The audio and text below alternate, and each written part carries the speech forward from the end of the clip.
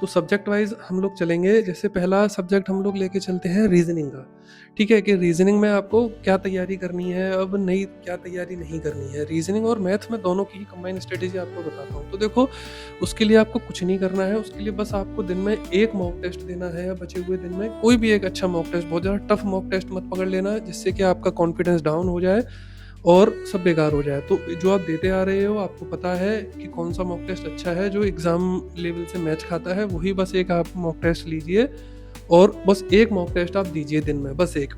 उसके बाद जो अब क्वेश्चंस आपसे नहीं हुए हैं या जो आते हुए क्वेश्चंस आपसे गलत हो गए हैं, बस मैथ में और रीज़निंग में आपको वही देखना है। ठीक है? कि ऐसे कौन से क्वेश्चंस थे कि जिनमें आप पूरी तरीके से कॉन्फिडेंट थे, लेकिन इसके बावजूद वो गलत हो गए।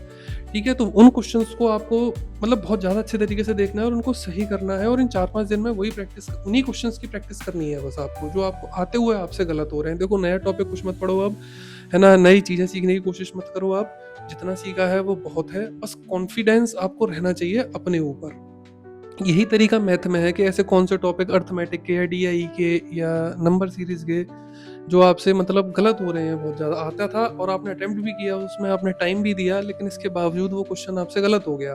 तो उस क्वेश्चन को आपको ज़्यादा देखना है कि यार गलत कैसे हो गया ये? क्योंकि ये 2, 4, 5, 6, 10 नंबर एक-एक करके इसी तरीके से एग्ज़ाम में अगर आप बढ़ा लोगे ना, तो आपका सिलेक्शन बहुत आसानी से आपका सिलेक्शन हो जाएगा इसमें।